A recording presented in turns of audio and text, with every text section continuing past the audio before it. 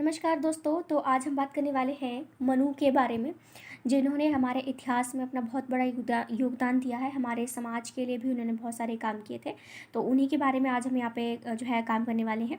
और ये मुझे कमेंट करके बोला था किसी ने कि कौटिल्य और जो मनु हैं हमारे, उनके ऊपर जो है एक आप वीडियो बना दीजिए। तो कौटिल्य के बारे में मैं आपको कल वीडियो बना के अपलोड कर दूँगी। लेकिन आज हम बात करने वाले हैं मनु, जिन्होंने एक मनुस्मृति नामक जो किताब है वो लिखी थी। और उससे रिलेटेड आपके पेपर में पूछा जाता है, प्लस आपके एमसीक्यू क्वेश्चन में ज़रूर ये सवाल पूछा जाता है। मनुस्मृति जो बुक है उसके बारे में नॉलेज जितनी आप गेन कर सकते हो, उसमें क्या क्या लिखा है, कब लिखी थी, तो आपके लिए बहुत फ़ायदेमंद है, क्योंकि ये बहुत ही फेमस बुक इन्होंने लिखी थी और इसके बारे में बहुत सारे कुछ पूछा जाता है। तो उस मनुस्मृति जो बुक है उसके बारे में मैंने इसी वीडियो में आगे चल के बहुत सारी नॉलेज दिया हुआ है। तो आप एंड तक वीडियो को आपको देखना पड़ेगा, क्योंकि उसमें काफ़ी सारी चीज़ें मैंने बताई हैं। ठीक है, तो चलिए स्टार्ट करते हैं इनके बारे में। जैसा कि आप देख सकते हैं कि योगी के रूप धारण किया हुआ है, तो आप इसे कह सकते हैं कि जो मनु थे वो एक योगी थे। ठीक है, सनातन धर्म के अनुसार मनु संसार के प्रथम योगी पुरुष थे, ऐसा कहा जाता है। सनातन जो धर्म है उसके अनुसार ऐसा कहा जाता है कि जो मनु थे संसार के पहले योगी पुरुष थे। मनु का जन्म आज से लगभग 4000 साल वर्ष पूरे पहले हुआ था। यानी ऐसा कहा जाता है कि इनका जो जन्म था वो आज से 4000 साल पहले इनका जन्म हुआ था। प्रथम मनु का नाम स्वयंभू मनु था। यानी ऐसा कहा जाता है कि जो मनु थे इनका जो सबसे पहला नाम था वो स्वयंभू, इनका जो नाम था वो स्वयंभू मनु था। ठीक है, ऐसा कहा जाता है। ठीक है, लेकिन ठीक है, जिनके संग जो है प्रथम स्त्री थी सतरूपा। ये स्वयंभू स्वयंभू का मतलब क्या होता है? ठीक है, क्योंकि सिंपल सी बात है, इन किसी न किसी नाम का एक मतलब होता है। तो स्वयंभू का मतलब होता है नाम का स्वयं उत्पन्न या बिना माता पिता के उत्पन्न होने के कारण ही स्वयंभू कहलाए। इन्हीं प्रथम पुरुष और प्रथम स्त्री की संतानों से संसार के समस्त जनों की उत्पत्ति हुई थी। ऐसा कहा जाता है कि ऐसा कहा जाता है कि जो मनु थे ये पहले पुरुष थे, और जो पहली महिला थी जिनका नाम हमें यहाँ पे सतरूपा बोला गया है, तो इन्हीं की वजह से ही संसार के सारे जो जन हैं उनकी उत्पत्ति इन्हीं की वजह से ही हुई है। मनु की संतान होने के कारण वे मानव या मनुष्य कहलाए। ऐसा कहा जाता है कि जो मनुष्य वर्ड है या जो हम सारे ह्यूमंस हैं वो मनु से ही निकले हैं। ठीक है, फिर है स्वयंभू मनु को आदि भी कहा जाता है। जो स्वयंभू मनु है उनको आदि, ठीक है, ये आदि वर्ड जो है, जो हमारे मनु हैं स्वयंभू, उनको आदि भी कहा जाता है। और आदि का मतलब होता है प्रारंभ। ठीक है, चलिए नेक्स्ट आगे बढ़ते हैं। जैसे कि यहाँ पर ये मनुस्मृति की आप पिक्चर देख सकते हैं। मनुस्मृति एक किताब है जिसको हमारे जो मनु हैं उन्होंने लिखा है। तो इसके बारे में बहुत सारी नॉलेज जो है मैं आपको यहाँ पे देने वाली हूँ। ठीक है, चलिए स्टार्ट करते हैं कि मनुस्मृति जो मनुस्मृति है उसको शॉर्ट फॉर्म में जो है एमएस भी बोला गया है। तो लिखा है कि मनुस्मृति हिंदू धर्म का एक प्राचीन कानूनी पाठ या धर्मशास्त्र है। जो मनुस्मृति है उसको कानूनी पाठ भी कहा जाता है, क्योंकि इसमें काफ़ी लॉज भी लिखे गए हैं, प्लस इसको धर्मशास्त्र भी कहा जाता है, क्योंकि इसमें धर्म के बारे में भी काफ़ी जानकारी दी गई है।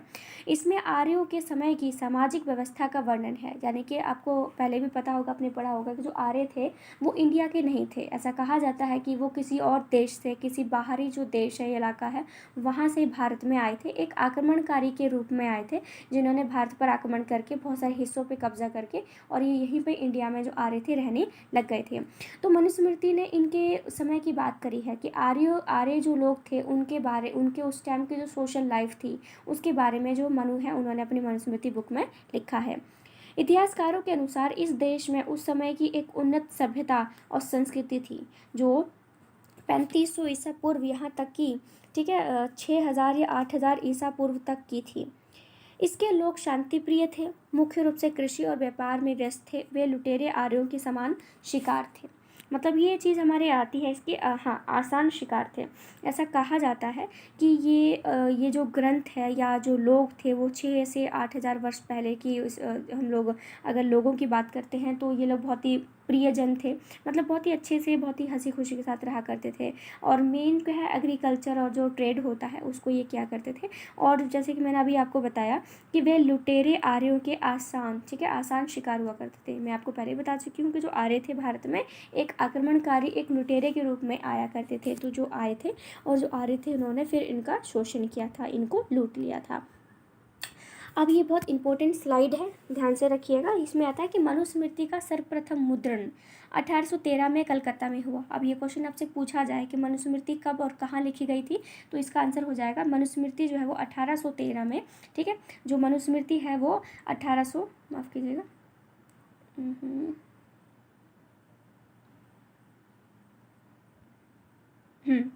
कि जो मनुस्मृति है ये 1813 में कलकत्ता में इसका जो है वो पब्लिश हुई थी, या फिर इसका मुद्रण हुआ था, इसको लिखा गया था। वर्तमान मनुस्मृति में 12 अध्याय और 2694 श्लोक हैं। ये भी इम्पोर्टेंट क्वेश्चन है कि प्रेजेंट टाइम में, क्योंकि क्या था ना, अब प्रेजेंट टाइम में कहने का मतलब ये है कि जब बहुत सारे इतिहास के ग्रंथ होते हैं ना, तो उसमें अलग अलग राइटर जो भी उनको अपनी वे में लिखते हैं, तो उसमें कुछ ना कुछ चीज़ें काट दे जाती हैं, इसलिए इसमें ऐसा लिखा गया है कि मनुस्मृति में प्रेजेंट टाइम में 12 चैप्टर हैं, ठीक है। और श्लोक की बात करें तो 2694 जो है इसमें फिर प्रेजेंट टाइम में श्लोक हैं, जो सरल और प्रभा शैली में लिखे गए हैं, मतलब कि बहुत ही अच्छे वे में, बहुत ही सिंपल वे में लिखे गए कि कोई भी इसको समझ सकता है। इसका व्याकरण अधिकांशतः पढ़नी समस्त है, ठीक है, सम्मत है। भाषा एवं सिद्धांतों दृष्टि से मनुस्मृति एवं कौटिल्य के अर्थशास्त्र में बहुत समानता है। ऐसा कहा जाता है कि कौटिल्य और जो हमारे मनु हैं, इन्होंने जो भी जो भी ग्रंथ लिखे हैं, जो भी अपना रिटर्न वर्क किया है, तो उनकी जो लैंग्वेज है उसमें काफ़ी ज़्यादा जो है वो सिमिलैरिटी देखने को मिलती है। मनुस्मृति में वर्णित मुख्य नियम कौन कौन से हैं? अब ये जो है नियमन, ठीक है। अब इसमें मनुस्मृति में वर्णित मुख्य नियमन है, यानी कि जो मनुस्मृति है उसमें क्या क्या मेन रूप से ऐड किया गया है। सबसे पहले है संसार की उत्पत्ति। इसमें आपको संसार की उत्पत्ति के बारे में जानकारी मिलेगी, कैसे हुई कैसे नहीं हुई। फिर है जाति कर्मादि संस्कार विधि एवं ब्रह्मचर्य, ठीक है, जाति के बारे में, ब्रह्मचर्य कैसे लोग बनते थे, कैसे लाइफ जीते थे, इसके बारे में जानकारी मिलती है। फिर है पंच महायज्ञ, नित्य श्राद्धत विधि, यानी कि 5, आपको पता है कि पहले 5 महायज्ञ राजा महाराजा बहुत किया करते थे, उसके बारे में जानकारी मिलती है। जो नित्य श्राद्धत विधि है उसके बारे में जानकारी मिलती है।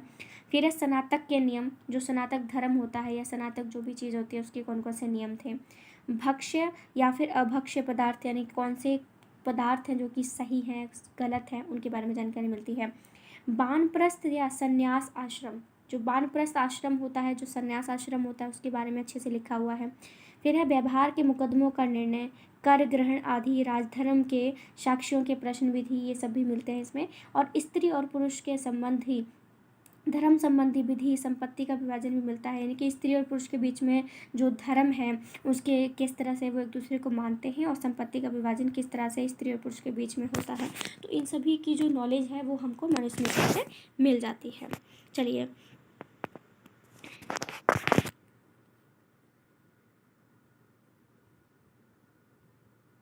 पता नहीं क्यों काम क्यों नहीं कर रहा ढंग से। चलिए आगे आता है कि मनुस्मृति में धर्म और कर्म के आधार पर समाज को 4 वर्गों में बांटा गया है। हम सोशियोलॉजी में बहुत बार ऐसे पढ़ते आए हैं कि हमारे समाज में 4 वर्ग पाए जाते हैं, 4 वर्ण पाए जाते हैं, ब्राह्मण, क्षत्रिय, वैश्य और शूद्र, ठीक है। तो यहाँ पर याद रखिएगा कि ये सारी जो डिटेल है वो मनुस्मृति में ही हमको देखी हुई मिलती है, ठीक है। मनुस्मृति में ही सबसे पहले इसको लिखा गया था। मनुस्मृति में धर्म और कर्म के आधार पर समाज को 4 वर्गों में बांटा गया है, ठीक है। और इन 4 वर्गों को वर्ण के नाम भी दिया गया है। ये वर्ण कौन कौन से हैं? ब्राह्मण, क्षत्रिय, जैसे देख सकते हैं ब्राह्मण, क्षत्रिय, वैश्य और शूद्र, ठीक है। तो ये मनुस्मृति में धर्म और कर्म के अनुसार, ऐसा क्वेश्चन पूछा जा सकता है कि मनुस्मृति में धर्म और कर्म के अनुसार समाज को किन वर्गों में बांटा गया है, तो उनके नाम लिखिए। तो आपको ये नाम लिखने पड़ेंगे, ठीक है। वैसे तो सोशियोलॉजी में मेरी बहुत सारी वीडियो में आपने बहुत अच्छे से डिटेल में दिया गया है, तो आपको वैसे याद हो गया होगा। फिर है इन चारों की उत्पत्ति ब्रह्मा द्वारा की गई है। ब्रह्मा के मुख से ब्राह्मण, भुजाओं से क्षत्रिय, उदर से वैश्य और तथा पैरों से शूद्र का जन्म हुआ है। मान लो यहाँ पर ये एक किसी का स्ट्रक्चर, मान लो ये ब्रह्मा है, तो ऐसा कहा जाता है कि हेड से जो है ब्रह्मा का जन्म हुआ है, ठीक है। और ठीक है, जो मुख है उसे ब्रह्मा का जन्म हुआ है, जो हाथ है उनसे जो क्षत्रियों का जन्म हुआ है, उदर यानी पेट से जो है वैश्यों का जन्म हुआ है, और जो पैर है, जो हमारे फुट है, यहाँ से शूद्र जो है इनका जन्म हुआ, ऐसा कहा जाता है, ठीक है। आगे बढ़ते हैं। मनुस्मृति में इन 4 वर्णों का स्थान एवं कर्म जन्म अनुसार निर्धारित है। ऐसा कहा जाता है कि जो मनुस्मृति है, ऐसा कहा जाता है कि समाज में अगर हमने इन चारों वर्ण के अनुसार हमारे समाज को बांटा है तो उसके पीछे रीज़न ये है कि लोगों का जन्म कहाँ हुआ है, वो काम क्या करते हैं, उसके बेस पर उनको बांटा गया है। ठीक है, तो इससे आगे आता है कि जैसे ब्राह्मण का जन्म ब्रह्मा के मुख से होने के कारण वह वेदों का ज्ञाता है। ऐसा कहा जाता है, जैसे मैंने अभी स्ट्रक्चर बनाया, ऐसा कहा जाता है कि जो ब्रह्मा हैं, जो हमारे ब्राह्मण हैं, उनका जन्म ब्रह्मा के मुख से हुआ है, इसलिए वो क्या करेंगे, वो उनको वेदांतों का ज्ञान होगा। किसका? उनको वेदांतों का ज्ञान होगा। उनका क्या काम होगा? वो पढ़ाई करेंगे, यज्ञ वगैरह करेंगे, दान लेना देना, ये जो है ब्राह्मणों का काम होगा। फिर है, जहाँ एक और मनु ब्राह्मणों को समाज में सर्वोच्च स्थान देता है, वहीं दूसरे ब्राह्मणों ने अपने स्थान को अनुरूप व्यवहार की अपेक्षा भी करता है, ताकि उनके व्यवहार और कर्मों की निरक्षणता या स्वेच्छाकारिता का जन्म ना ले सके। आगे इंपॉर्टेंट चीज़ें आती हैं। क्षत्रिय का जन्म ब्रह्मा की बाहों से होने के कारण ताकत का प्रतीक है। हमने भी बोला कि जो हमारे ब्राह्मण हैं, उनका जन्म ब्रह्मा के मुख से हुआ है, इसलिए वो पढ़ने पढ़ाने का, यज्ञ करने का, इन सभी का काम करेंगे। फिर बोला था कि क्षत्रियों का जो जन्म है वो ब्रह्मा के हाथों से हुआ है। हाथों में पावर होती है ना, इसने इससे जोड़ के देखा है कि इसका मतलब है ताकत, इसलिए जो क्षत्रिय लोग हैं वो क्या करेंगे, प्रजा की रक्षा करेंगे। ठीक है, ये उन्होंने मेन काम कर दिया, दान देंगे अपने हाथों से और प्रजा की रक्षा करेंगे। ठीक है, फिर है वैश्य। जो वैश्य हैं इनको उधर से मेरे ख्याल से वहाँ पे बनाया गया था, और इसलिए ये क्या करेंगे, ये यज्ञ करेंगे, पढ़ना, व्यापार करना, ब्याज लेना, कृषि से संबंधित काम करना, ये सारे जो काम हैं वो वैश्य जो हैं इनको दिए जाएंगे। फिर है शूद्र का जन्म पैरों से हुआ है। मैंने आपको बताया कि जो शूद्र थे उनका जन्म पैरों से हुआ है, तो इनका काम क्या करना होगा, ऊपर के जितने भी 3 जो हैं उनकी सेवा करना है। ऊपर के 3 कौन कौन से थे? ब्राह्मण है अपने सबसे पहले, ठीक है, ब्राह्मण हो गए, उसके बाद अपने इसमें क्षत्रिय और वैश्य। ठीक है, इन तीनों की सेवा करना। ठीक है, याद रखना कि इन तीनों की सेवा करने का जो काम है वो शूद्रों को दिया गया था। ठीक है, तो हमारा जो सेशन है यहाँ पर कवर हो जाता है। ठीक है, और अगर आपको सेशन अच्छा लगा हो तो वीडियो को लाइक शेयर सब्सक्राइब अगर आपका मन करता है तो आप कर सकते हैं। So thank you so much friends, thank you.